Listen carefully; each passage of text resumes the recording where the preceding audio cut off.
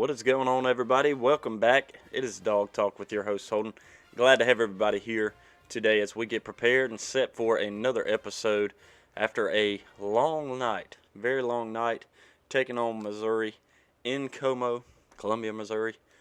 Woo, what a night. And we're just going to dive straight into it. Georgia gets the win, 26-22. Not the greatest looking win, not the greatest looking game.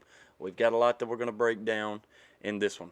My voice is a little bit off. Got a little bit of a scratchy throat from hollering at Disney and Dish all day. Just kidding. But it's what it felt like. It's what it felt like. Really wasn't hollering at all. Had the game as much as I could on my phone.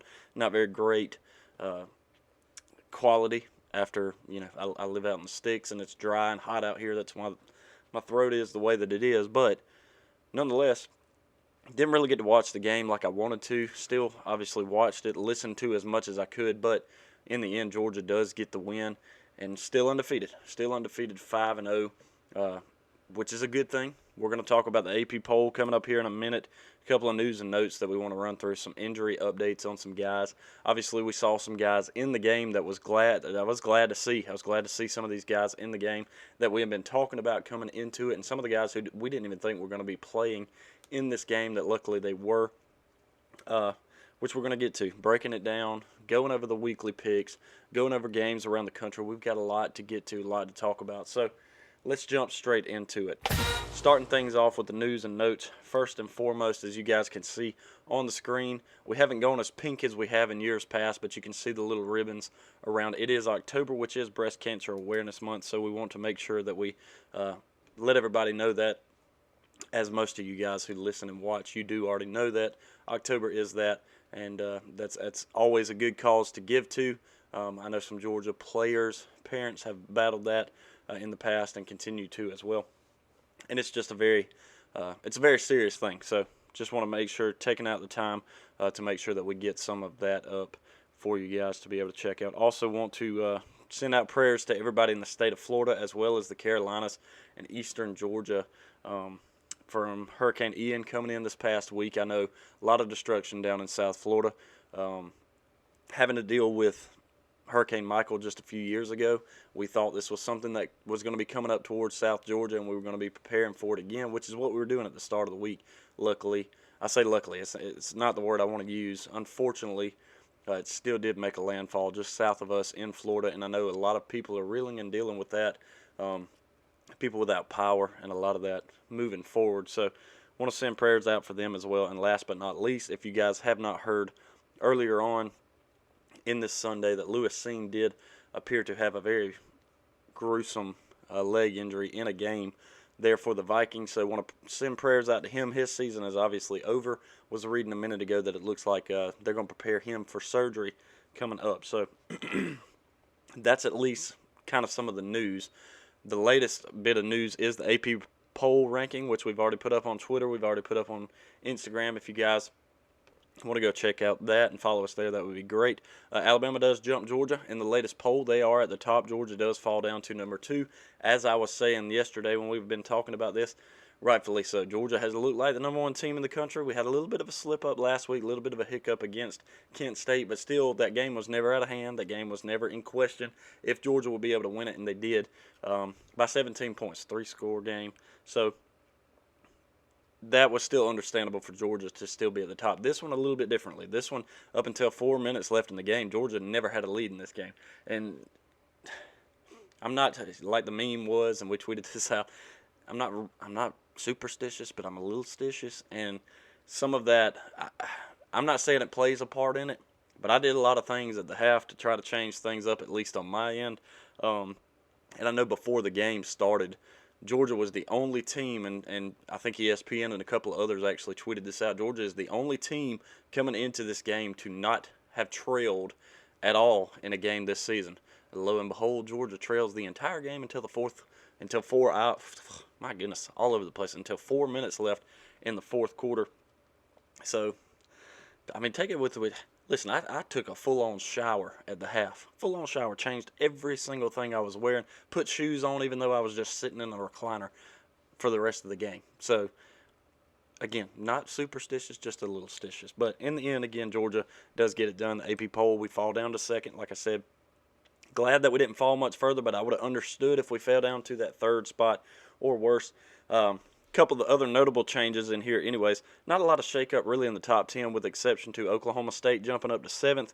Ole Miss does find their way into the top 10 after beating Kentucky, which we're going to get to here in just a little bit. They are now in the 9 spot. Penn State up into 10.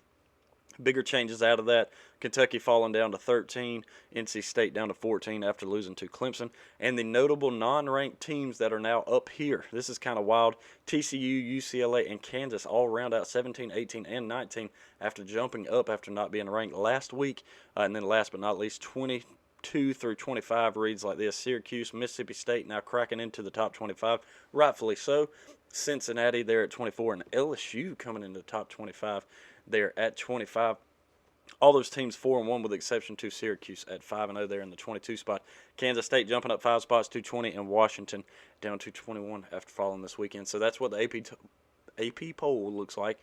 A little bit of a shakeup, not much in the top 10, and I think that's going to stay that way until we have bigger shakeups among the top. Right now, it's still looking pretty steady as far as these top 4, 5, 6 teams in the country.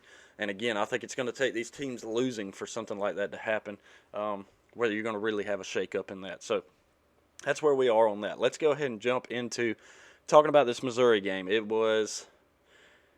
This was the least fun I've had watching a Georgia game since probably 2019. And more than likely that game would have been when we played LSU in the SEC championship game, where you just kind of knew it was like, man, this is a little tougher, and it's a lot to ask of these guys. But I am very proud of Georgia, especially in the second half, for these Dogs to come out and continue to fight, because that is what a championship, that is what a top-level team does, is when you are behind, you have to find a way to win. You've got all the ability in the world to win this game, but you also have every excuse in the world to just lay down and quit, and they did not do that. So I was very glad to see that Georgia did continue to fight in the second half, especially that fourth quarter, because, again, we could have just laid down and been a whipped dog. Could have been that, but we didn't. Shout out to Jack Pod, because he kept us in this game the whole way.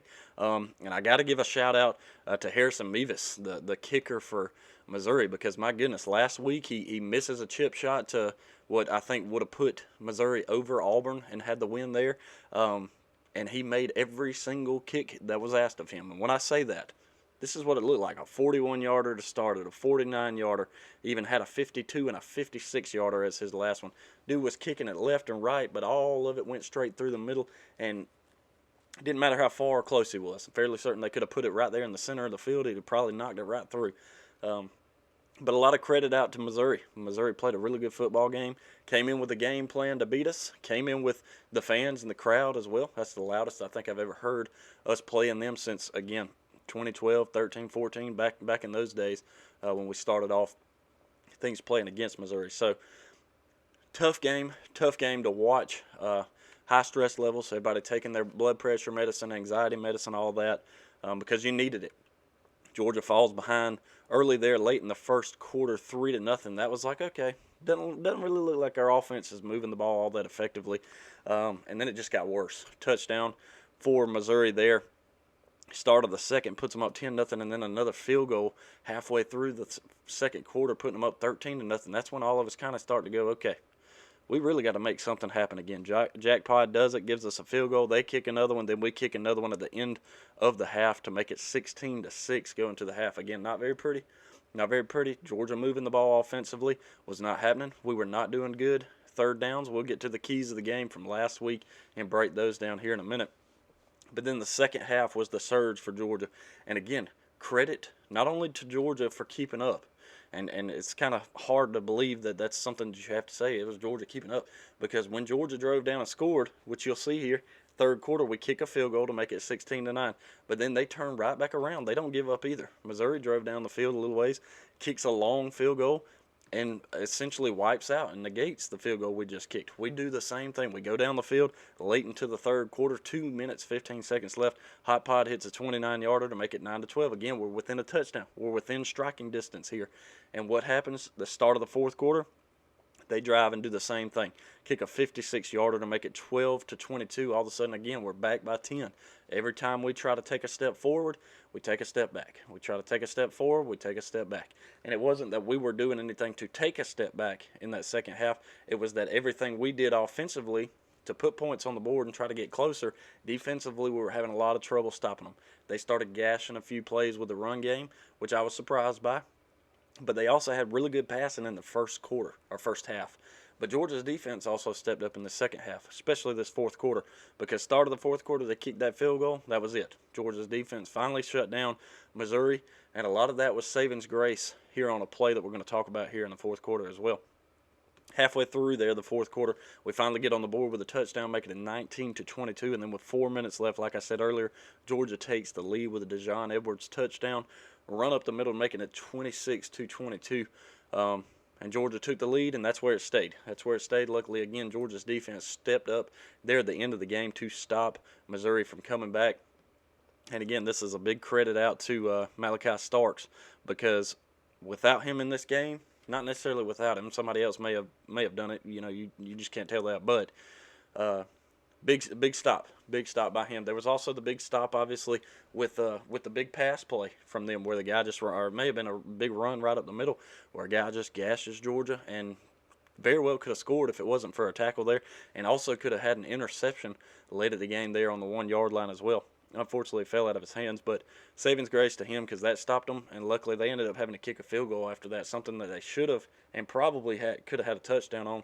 Might have put Georgia too far out of reach to be able to get back into this game. But stat lines, this is how it lines up, and this is another kind of a crazy factor. Georgia, just stats-wise, putting up the numbers. 481 total yards compared to 294 for Missouri. 28 first downs for Georgia, only 14 for Missouri. Through the air, we got 312 yards. No touchdowns on this one. Now, this is 24 for 42, not very pretty. You know, not even good enough to be 60% in this game. Stetson, 55% basically. In this one, they throw it for 192 yards. Do get that one touchdown there in the second quarter. But then on the ground, we did fairly decent on the ground. Got 2 touchdowns on the ground, 36 rushes, 169 yards. They rushed it 21 times for 102. And then, again, turnovers. Turnovers is a big deal right now. Georgia is all of a sudden, we started the season getting turnovers, and right now we've gone cold. We're not getting them. We're giving them, but we're not getting them. Gave up 2 in this one, 2 fumbles in the game. Obviously, starting things off there the first quarter. You get a little bit of momentum with a run play, and then boom, it jumps out of Kendall Milton's hands, unfortunately. And it was not all downhill from there, but it was an uphill battle from that point on. So Stetson Bennett, 24 for 44, 54% again on this one. 7.1 yards and no touchdowns. Brady Cook did end up throwing 192 yards with that 1 touchdown. Kenny Mack led the charge on the ground tonight.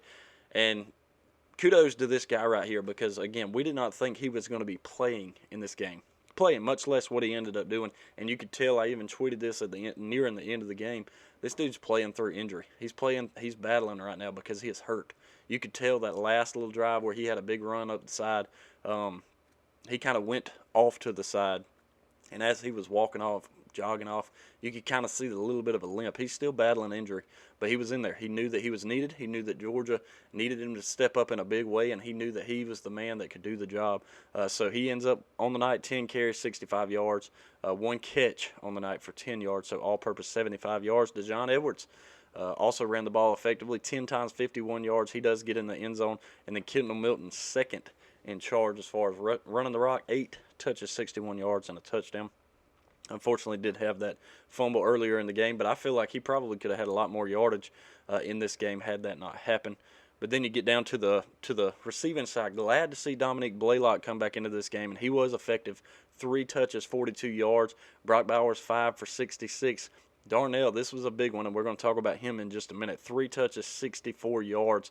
Very glad to see him getting in this game and making a difference because not only blocking, but also catching the ball and stepping up in a time where we really needed him. We needed somebody with big hands to catch the ball when we needed it. First half, we started having a lot of those drops again, just like last week against Kent State. And second half, we stopped that. Dominique Blaylock, like I said, he stepped in a big way and caught a ball. Aaron Smith even getting in. Glad to see him back as well, and hopefully he can continue to battle to get better and to stay in the game and get healthy. We got to get guys back. It's one thing Kirby said even in the press conference. We got to get some of these guys, especially in this wideout room, healthy and back on the field so that way they can help Georgia in a big way. But again, shout out to Darnell Washington in this. And he is actually going to be, for me, the player of the game. The dog of the week is going to go out to Darnell Washington. Again, 3 touches, 64 yards. Doesn't sound like a lot, but again, when it comes down to the blocking, it's a big deal. And I say that also because of this. Darnell even told, I think this was at halftime, and Kirby said this in the press conference after the game, the post conference. He said that Darnell said, hey, I want to run the ball. Y'all get behind me, and I'm going to clear some guys out of the way. And he did that. There were a couple of plays where you saw he flatlined a couple guys. Just an all-around player. He's not a guy who's an eye guy. And we've been saying, man, we got to get the ball to him, get the rock to him. We did tonight. Again, 64 yards. 66 was the next best. That's Brock. That's 2 yards difference in 2 different passes. So glad to see Darnell, and he's stepping up in a big way, telling you, run the ball, get behind me. I'll lay some guys out for you. Follow me. Let's go down the field and score. We battled adversity. We talked about that too coming into this game. We thought that was some of the plan against Kent State, is try to battle it. Well, you didn't have a choice in this game. You battled it the entire game, even at the end. Defensively, you still had to make a stop with 4 minutes left to put this game away. And even at the very end, shout out to Dejon Edwards for running the rock as hard as he did there at the end of the game and getting those last couple of first downs to put the game out of reach where we could just sit on a knee. One of the best calls in the game. Sometimes you sit back and you go, man, I'd like to see another touchdown. And I would have been okay with that too. But to see us be able to get in that victory formation, that was also a good feeling too, to know that this game's over. I don't want to see another game like that. Don't get me wrong. I like to see a game kind of come down to the wire. But I wanted to get not to knock on Mississippi State, Missouri, but this is not a game that Georgia should have been in. Should not have. We knew that coming into this. I said that coming into this. Kirby did say that even, when you're playing in the SEC, it's all just part of it. The SEC is hard-nosed football, and it doesn't matter which part of the SEC it is. It doesn't matter if you're playing Vandy or if you're playing Bama. I'm going to say this. We all do know that there is a little bit of a difference in that, but you get what I'm saying. Playing in the SEC is tough, hard football. And, for example, Texas A&M, we've talked about this. Their offense hadn't been all that great, but they go to Starkville. Starkville, tough place to play, loud cowbells. Georgia's going there later on in this season, and they've only got 1 loss on the season. I think they lost to LSU, which, hello, they're all of a sudden in the top 25. But they get thumped. Texas A&M gets absolutely thumped by Mississippi State, who is not ranked. And if you go back into this game, a 2-2 Missouri, who should have really been 3-1 after beating Auburn last week, all of a sudden you start to look at it and you go, okay, maybe they are a little better. And again, you had to play them on the road. They brought the atmosphere. They brought the game plan and did everything they could to beat Georgia. Georgia just luckily did not give up. And in the end, found ways to win. Found ways to fight, get back in this game, and win the game. So, again, just incredibly proud of Georgia for being able to come back in this game and win it. Jamon Dumas-Johnson does lead the charge yet again this week. 8 total tackles, 7 of which are solo. Malachi Stark still sitting up there at the top week in and week out with the tackles, 6 total, 4 solos. Did have a couple sacks in this game finally. Kamari Lassiter and Chaz Chambliss come together to mix one in, and Nolan Smith also gets one in there with, I think, like 6 tackles for a loss. So glad to see Georgia doing that. 3 punts on the night. Brett Thorson did his job again. Jackpot putting it in. 4 total field goals on the night. Jackpot's total 14 points in this game. He was good for 2 touchdowns in this game, along with Dejon Edwards and Kendall Milton with the other 2 obviously there. So, long, hard-fought game. Again, if we're going to be this situation again, I'd like to have the lead. I'd like to have the lead late in the fourth quarter and have a team right there on our heels trying to get back, but not having to lead the entire game. There was somewhat in the back of your mind that little bit of okay, Georgia's not really going to lose this game, are they? This can't happen. 2 weeks ago, we're talking about how Georgia may be better than they were last year. Then last week, it was like, well, that was just a rough game. And then we have this game, and it's all of a sudden it's like, what's going on? And I even tweeted that. A lot of people kind of reached back to that. What happened to the Georgia that we saw in the first 3 weeks? What happened? Injuries happen. We're not going to make that excuse. We'll leave that up to other teams to make the excuse of not having a quarterback or not having a couple wide receivers in there. Because we are missing some guys. We got some guys that are injured, but we also got guys who will and can and have stepped up. So that's something. We do need these other guys to step up because we're battling adversity as far as injury goes. But to me, our offensive line has got to move. Has got to move some guys. And Kirby even said this. He said it a little bit more colorful than I'm going to say it, but we got whipped. We got some guys that are getting whipped up front right now. You're matching up against a guy at the same weight. Somebody's got to win. That's exactly what he said. And it's not us right now. We're getting whipped up front on the line. We're not making holes. We're not finding gaps for our running backs to get through. It's not a running back's fault if he runs up to the backside of his O-line and there's nowhere to go. All of a sudden, any kind of hole there was is collapsed in. We keep harping week in and week out, man, where's our run game? What's happening? Our running back's not that good. I think our running backs are fine. I think our running backs can get the job done. But it's very difficult to try to get the job done when you ain't got nowhere to go. When you run into the backside of these 350-pound linemen, you ain't going to move them. You might move them a little bit, but you kind of stuck. Shout out to Kenny Mack in this game for absolutely laying a shoulder down and popping a guy a couple times in this game. But, we got to figure things out, mainly for me as offensively on the offensive line. I think that's the question right now. We've got to get this offensive line better. And we've got weeks to do that. We've got time. You get Auburn this week, you get Vandy, you get a bye week. You got a couple of weeks there where you can kind of get some stuff figured out. But you better figure it out quick. Again, Auburn, Vandy, bye week. Because even though it's Florida, Florida's still going to give you everything they got. And then you got Tennessee and Mississippi State and Kentucky. That's, again, where I said at the start of this season, this is where things are going to get a little bit tighter in the second half of the season. So we got to get things rocking and rolling. Got to get things moving. Offensive line, because Missouri, they exposed that. You can, if you make Georgia one-dimensional, make them throw the ball on you, which we did great to start the season against Oregon. We still did a good job against Stanford. Did a great job against South Carolina. Not so much against Kent State. And not at all, really. We still throw 312 yards, but again, you're throwing 55%. 55%, half of your passes either getting dropped in the first and second quarter or just not there. Stetson didn't have it all together, and he'll admit that to you himself. He didn't have all this together coming into this game. He had high passes that just weren't on the money. And there were some guys who were open that he could have hit, and things could look different in this game. It just didn't happen. So offensive line, we got to get that figured out, because if we become one-dimensional and have to throw the ball and all of a sudden these guys are sitting back, you got to try to open up that run game. And if you can't open up the run game, you're going to have a lot of scenarios just like this one against Missouri. And if you come into a team who's got a much, much stronger defense than Missouri's, and credit out to them, I did not give them the credit coming into this that their defense could hold us, but they did. They did a very good job. Again, you're putting up 26 points in this game, but again, you're averaging 42 points, I think, before that. You get 26 in this one, not averaging what you want. They're still giving you exactly what I told you coming into this was like 24, 25 points a game is what they're giving up. That's what they gave up to the number one team in the country. That's impressive for them to hold you to 26 when you should be scoring 40 on them. So credit out to their defense, because they had a scheme, had a game plan, executed it well, and almost took Georgia down. Almost had the upset on the road, almost had the upset at home. So again, just glad Georgia come out of this one, and glad that game is over, because again, it could have been a lot worse. Could have been a lot worse in the end. Again, Georgia 5-0, 26-22 over Missouri on the road. Big game right there. Glad to see Georgia get to come back home, play Auburn this week, try to get back to a little bit of normal. That kicks at 3:30. We get the CBS time, and then you get Vandy at home the week after that. So a couple of weeks where we should be able to take care of business. Auburn loses to LSU, which is now in the top 25, but loses to LSU this past week and just squeaks by the Missouri team that we almost lost to this week. So we're not going to sleep on it. At this point moving forward, we cannot sleep on any team. So we're going to try to break things down a little bit more effectively.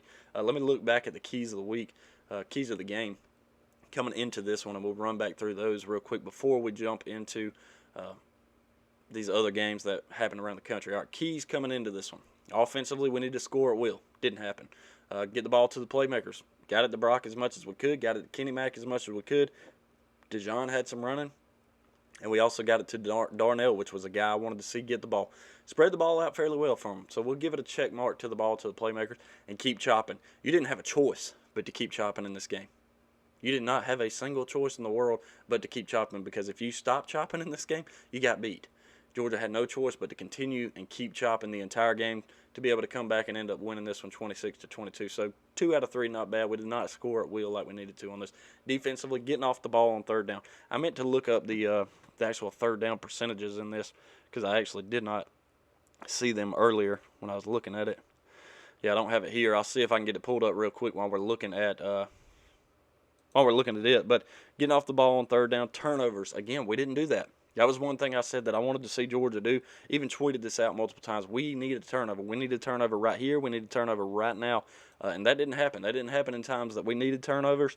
When we needed to have momentum shift our way, it wasn't happening the way that we wanted to. So that didn't happen. We got to contain the quarterback. We did do this. We did a good job. We were in his face a lot. Got a couple of sacks in this game finally, which I was very glad to see. But he didn't run all over us like he has in other games, which I was glad to see that. Like I said, the first down. Let's see. Let me get to my third down stat line here, and then I'll get back with you guys. Yeah, containing the quarterback did not get the turnovers off the field on third down. So efficiency right here. Georgia 4 for 13 offensively. That ain't getting it done. Is not getting it done at all. 4 for 13. Lucky to win this game. We held them to 3 for 13. So we did do at least better defensively, getting off the ball on third down. And I don't know what the average was in it as far as one or the other. Yeah, we're rushing the ball 4.7 yards. Penalties really wasn't much of a thing. Georgia had the ball a whole lot longer too. But again, it just didn't matter. You had to have the ball longer if you're going to come back and win this one. So off the field on third down, we did a good job. Offensively, we did not. We did not get off the ball on third down or execute third downs like we needed to in the first half of this game, especially. Second half, it got a little bit better, but I think that's the only reason there. So that's it. Again, Georgia was a 29-point favorite. Picked this one 45-0. Nowhere near it. Nowhere near it. Don't even know if I want to do a score prediction for next week because that was bad. Woo. I thought Georgia was going to step back and take care of business this week, and they did not. They did not do that. Offensively did not come alive. Defensively allowed teams to continue to score on them, which, again, I was not very excited to see that. But at the same time, again, we got the job done. Looking at kind of the top of the line stats that we look at week in and week out right now, you're still fourth as far as opponents' points per game. 10.8, we've dropped down to 39 points a game so far, which is about where we were last year, so not too terribly bad. Now, let's get to some of the other games around the country real quick before we get to the picks from this past week. On the Thursday night slate, you did get BYU, Utah State. BYU did handle that one 38-26. Then you get to the Friday night game in UCLA. UCLA undefeated. Pac-12 matchup, 4-0 Washington versus 4-0 UCLA. UCLA taking down number 15 Washington 40-32. Get to the Saturday slate. Alabama does take care of Arkansas 49-26, but not before Bryce Young gets hurt halfway through this game and ends up having to come out in the second quarter for the remainder of the game. Thought it was going to be a big excuse maker, but there in the third and fourth quarter, Alabama all of a sudden had some explosive runs to put this game away because at one point, Arkansas was right there. Arkansas was within a touchdown of winning this game. So hated to see that, but at the same time, Alabama ends up pulling away 49-26. They are now the number 1 team in the country. Number 3 team in the country still is Ohio State after taking care of Rutgers 49-10. Michigan beats Iowa 27-14. Clemson, playing around the same time we were there, takes care of NC State by 10. That's number 5 versus 10. Again, another top 25 matchup, 32-20. Clemson on top there. USC taking down Arizona State 42-25. Number 7, Kentucky does fall at Oxford to number 14, Ole Miss 22-19. That was a good game. Back and forth, came down kind of to the wire. Kentucky had the opportunity a couple of times in this game, ends up fumbling it, and Ole Miss falls on it to win this game 22-19. Another top 25 matchup, Oklahoma State at number 9, beating number 16 Baylor at Baylor. Man, I'm blanking on where that is. Anyway, 36-25 Oklahoma State with the win. Penn State winning 17-7 over Northwestern. Oregon beats Stanford 45-27. Again, Mississippi State took down number 17 Texas A&M 42-24.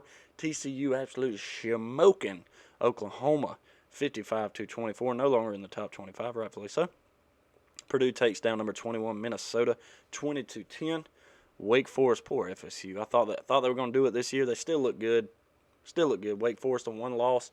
Team after losing to Clemson last week does take down undefeated Florida State 31-21 on the road. And Georgia Tech fires their head coach last week, and all of a sudden comes back and beats a top 25 team in Pitt 26-21 at Pitt. By the way, it was at Pitt. And then Kansas State beats Texas Tech to round out the night 37-28. So that's some of the big games around the country. Let's look at the weekly picks. Not a very good week yet again this week, but that's okay. Week 5 picks took Georgia minus the 29. We go 1-1 on that. Alabama and Arkansas. Thought Arkansas would at least keep it within 17, but thought Alabama would win. 1-1 on that. Here we go, 2-2. I took Kentucky with the overall win and keeping it within 7. That did not happen, didn't it? Or excuse me, they did actually keep it within 7. But didn't win, so I think that's 1-1 again. Is that right? 3-1. And then FSU, I thought they would win and keep it by 7. They lost by 10, so there's 2. Give me 3-5 on the week again. Not a very good week. Still a winning record though, 21-16-1 overall on the year so far.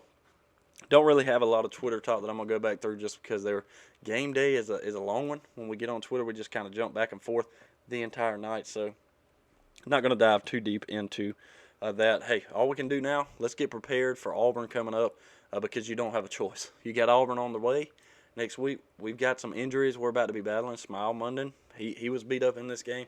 Kenny Mack still going to be beat up. We're still trying to get A.D. Mitchell back. Don't know when that's going to be. We lose Jalen Carter. We've got some guys that are going down. Obviously, I think Kirby said he thinks that's an MCL strain or tear. So that's going to have him out for a few weeks, which stinks. But we're battling the adversity. We got to get these young guys in, get them healthy, get them ready, get them prepared as we get ready to take on Auburn coming up this weekend. Again, I appreciate everybody being here today. Make sure you guys, if you're watching on YouTube, go and check out the podcast. Wherever you listen to podcasts, we're there. But if you want to check out YouTube, again, check the link in the description. You can make sure to keep up with us there as well.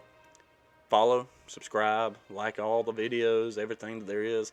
And we will check in with you guys once we take on Auburn coming up this weekend. 3:30 CBS. I'm looking forward to it. Go Dogs.